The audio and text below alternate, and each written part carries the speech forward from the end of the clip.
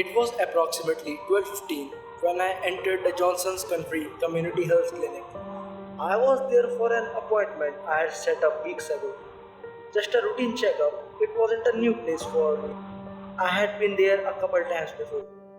However, the place had an old nostalgic feel to it, as if it were a location from my childhood or something.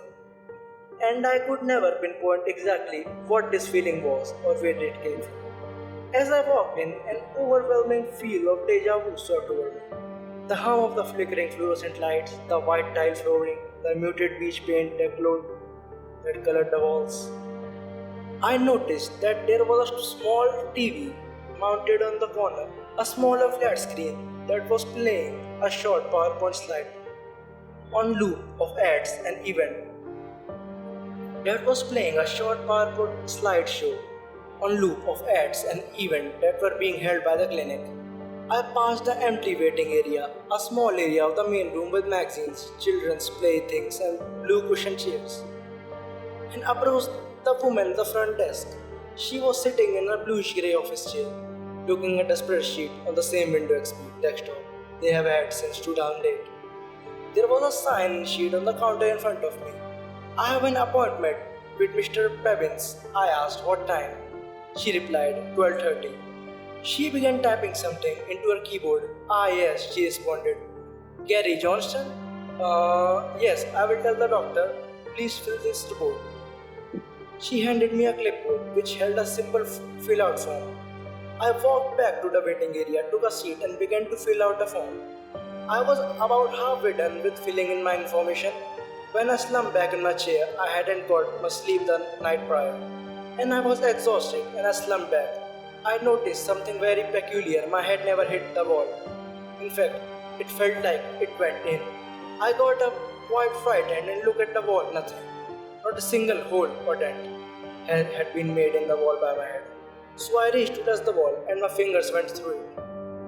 I recoiled in shock. What the hell was that? Though, as I reached to touch the wall again, only to find my fingers clipped through once more. Then I suddenly lost my balance, tripped, and fell directly to the wall. I fell face first onto some dirty tan carpet. Upon getting back up, I realized that I was in a completely different room. Well, not really a room per se, more so a set of rooms, all of which connected by openings. The walls were covered in gross tan patterned wallpaper. There was also an overwhelming stench of moist carpet. I turned back around and tried to put my hand back through the wall and it wouldn't go through. Okay, what the fuck? I muttered. I looked back into the room. There were no windows, no doors, nothing on the walls. Other than a disgusting wallpaper, of course. It was completely empty aside from a single plastic blue stool chair. At this point, the only thing going through my mind was fear, and the repeating thought of I need to leave on loop in my head. I started running through rooms, desperately trying to find an exit, but to no way, there was no exit. Was this my permanent location until I died? No, there had been a way out. I wasn't just going to be left here, right? Eventually, someone would notice that I was gone, but nobody did. Then in the distance, I heard footsteps, but not those of humans. At least, not a normal human. Alongside the footsteps was a gurgling snarl, like that of an angry animal. I began to run. I ran as fast as I could from whatever the hell was approaching me. I didn't want anything to do with it. I ran for what seemed like forever, but I was always back in the same room I started in. At least it looked like the same.